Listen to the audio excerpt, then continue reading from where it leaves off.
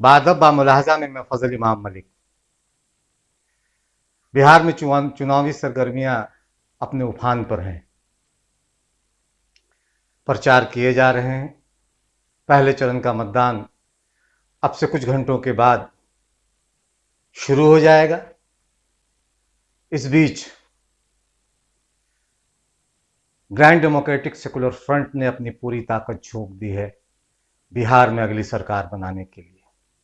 AIMIM के प्रमुख सदर और मेंबर ऑफ पार्लियामेंट जनाब असदुद्दीन ओवैसी भी बिहार में चुनावी दौरे पे हैं।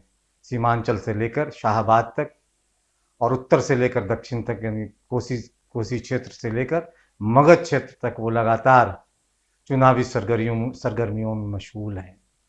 उनके साथ राष्ट्रीय लोक समता पार्टी के अध्यक्ष और जीडीएसएफ यानी ग्रैंड डेमोक्रेटिक सेकुलर फ्रंट के मुख्यमंत्री पद के उम्मीदवार उपेंद्र कुशवाहा भी कई जगहों पर साझा रैली की दोनों ने, और लोगों को बताया कि 15 साल बनाम 15 साल की सरकार ने उन्हें किस तरह से लूटा है, बिहार को किस तरह से गर्त में डाला है। इसलिए इस बार ज़रूरी है कि परिवर्तन हो। हम इस पे बात करेंगे, लेकिन इससे पहले एक गुजारिश, एक निवेदन है कि अगर अभी तक आपने बादब बामुलाहजा को सब्सक्राइब नहीं किया है, लाइक नहीं किया है, तो उसे सब्सक्राइब करें, लाइक करें, ज़्यादा से ज़्यादा शेयर करें और लोगों तक पहुंचाएं, ताकि हम आपकी ताकत बने और आप हमारी ताकत बने।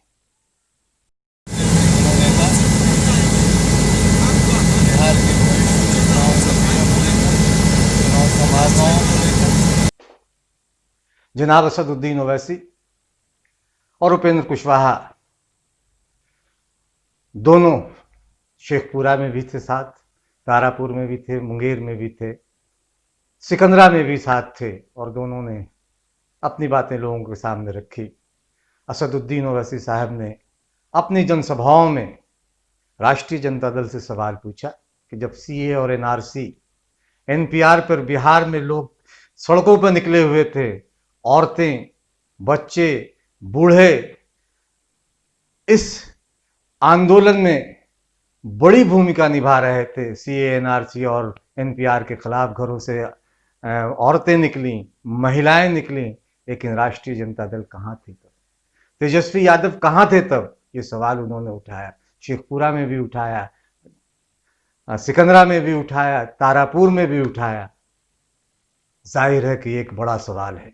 जब आप अकलियतों, दलितों, पिछड़ों, अति पिछड़ों, महादलितों के मसीहा होने का दावा करते हैं, तो ये सवाल तो बनता है कि जब उन्हें आपकी ज़रूरत थी, जब सीए और एनआरसी पे कोहराम मचा हुआ था, घरों की औरतें सब कुछ छोड़कर सड़कों पर उतर आई थी और आप किसी ख्वाबगाह में एसी कमरे में बैठकर आराम की नींद ले रहे थे, और अब जबकि चुनाव है तो मसीहा बनने की बात की जा रही है।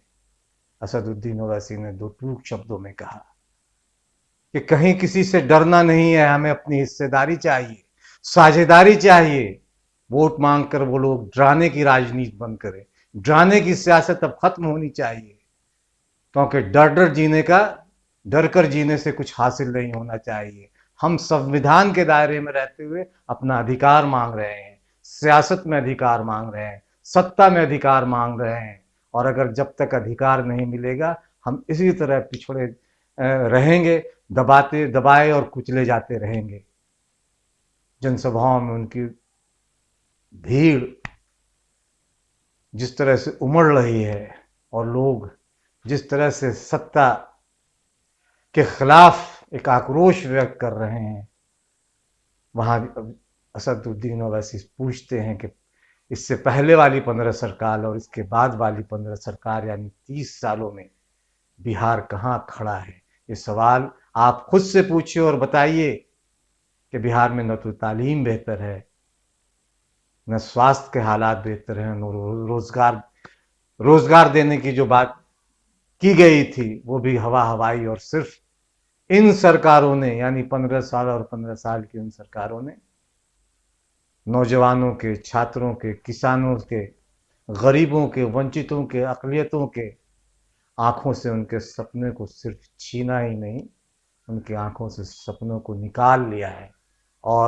अपने घर में सत्ता को एक खास दायरे में बंद कर बदहाल और वंचित लोगों के लिए कुछ भी नहीं किया।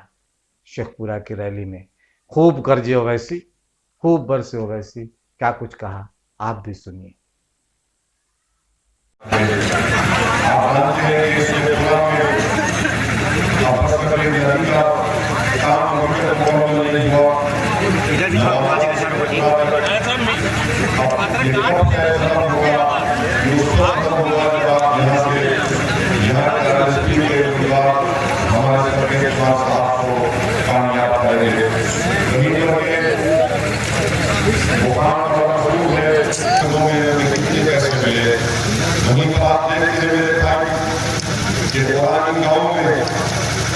जहाँ जेडीयू के विधायक थे उनको वहाँ की जनता ने कह दिया कि हमारे बच्चों को नाले में डूब कर शिक्षा हासिल करने के लिए स्कूल में जाना पड़ता है।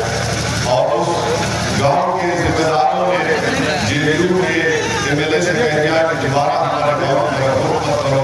तो वहीं पर आप देखिए कि जो शेखपुरा से 55 रोड अगर बन जाती तो लखीसराय तक कम से कम 10-15 किलोमीटर का फासला कम हो जाता, मगर ये भी कोई काम नहीं।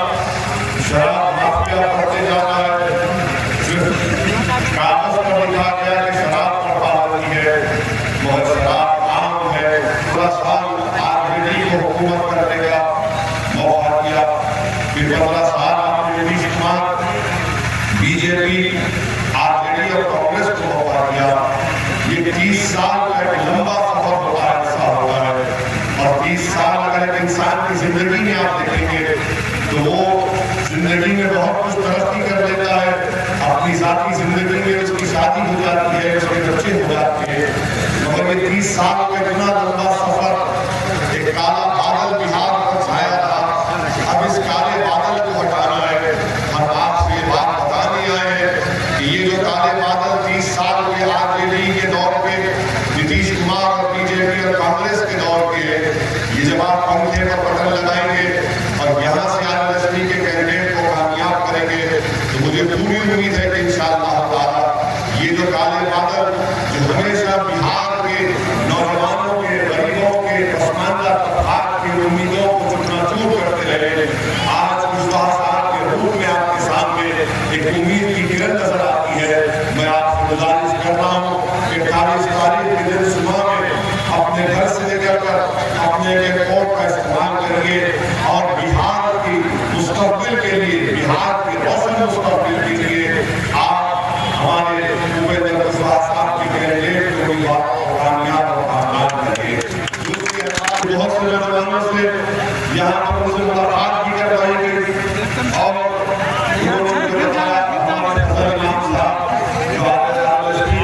पोजीशन क्या है सीडब्ल्यू एनपीआर एनआरसी पर। जनाब भूपेंद्र कुशवाहा साहब ने कहा कि सीडब्ल्यू की बात मत करो, रोजगार की बात करो, एनआरसी की बात मत करो, तालीम की बात करो, एनपीआर की बात मत करो, सेहत और स्वास्थ्य की बात करो।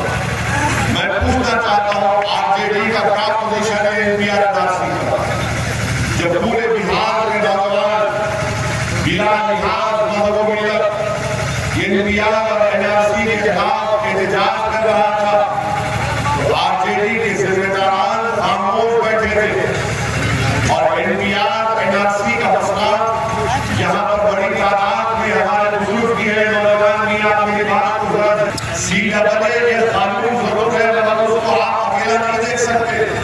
सीडब्ल्यू तो आपको एनपीआर और एनआरसी से जोड़ कर देखना पड़ेगा और जब आप जोड़ कर देखेंगे तो अगर बिहार में